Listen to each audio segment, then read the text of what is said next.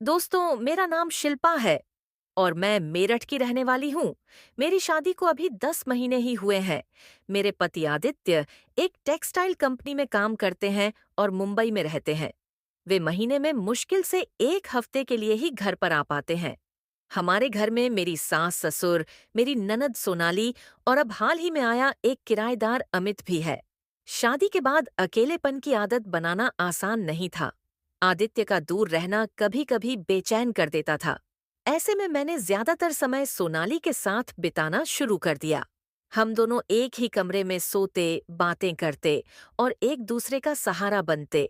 घर में 3 कमरे खाली थे, जिन्हें कभी कभी पुराने सामान रखने के लिए इस्तेमाल किया जाता था। एक दिन हमारी पड़ोसन एक युवा लड़के को लेकर आई। हमारे घर पर वह लड़का कॉलेज में पढ़ता था और रहने के लिए कमरा ढूंढ रहा था।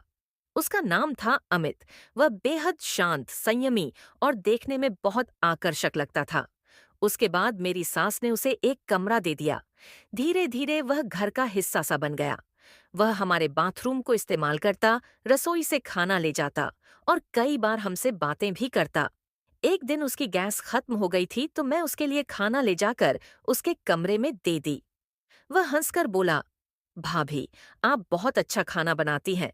उसके बाद मैंने मुस्कुराकर कहा, धन्यवाद। फिर मैं अपने कमरे में आ गई। अगली शाम छोटी थी, पर उसका असर गहरा था।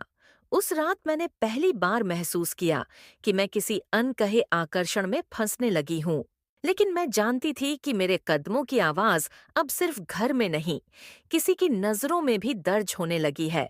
कुछ रातों के बाद मैंने देखा कि सोनाली भी अमित के करीब होने लगी है। कभी देर रात तक बातचीत, कभी किताबें शेयर करना, कभी हंसी मजाक। और एक रात तो जब मैं बाथरूम से लौट रही थी, मैंने देखा कि सोनाली अमित के कमरे से चुपचाप बाहर आ रही थी।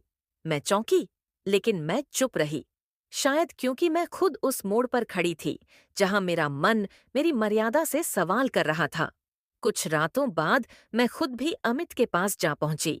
वो पल ना चाहकर भी मेरे भीतर कुछ तोड़ गया या शायद जोड़ गया, जो अधूरा था। लेकिन ये कहानी यहीं नहीं रुकी। एक दिन मैंने सोनाली को देखा। वो मुझे देख रही थी, मेरी ओर सवाल भरी आंखों से। मैंने पूछा, क्या हुआ? वो बोली, भाभी, लेकिन अब आप मुझे रोकेंगी नहीं, क्योंकि अब मैं भी वही चाहती हूँ जो आप चाहती थीं। मैंने उसे कुछ नहीं कहा। बस हम दोनों जान चुकी थीं कि अमित अब हम दोनों की एक अनकही जरूरत बन चुका था। बस धीरे धीरे हम दोनों ही अमित के साथ रिश्ते के अलग अलग रूप जीने लगी, कुछ चुपचाप, कुछ साझा। अमित अब उस घर का किराएदार नहीं था। वो तो बस एक खामोश दरवाजा बन गया था, जिसे हर रात हम दोनों अपने अपने तरीके से खोलती रहती थी। कभी कभी कुछ रिश्ते न तो सही होते हैं, न गलत। वे बस अधूरे लोगों की जरूरतों का एक समझौता होते हैं।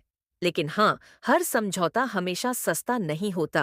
कभी कभी वो आपकी आत्मा के सबसे गहरे हिस्से में आवाज करता है। तो दोस्तों, यह कहानी पूरी तरह से काल्पनिक है। इसका उद्देश्य समाज के उन पहलुओं को उजागर करना है जो अक्सर दबे रह जाते हैं: भावनात्मक कमी, अकेलापन और अनकहे संबंध। इसे किसी व्यक्ति विशेष या समुदाय से जोड़कर न देखा जाए। दोस्तों, अगर आप लोगों को यह कहानी पसंद आई हो तो प्लीज हमारे चैनल स्प्रेंडिक स्टोरी को सब्सक्राइब करना ना भूले। हम फिर मिलते हैं एक और नई स्पेंडिंग स्टोरी के साथ। तब तक के लिए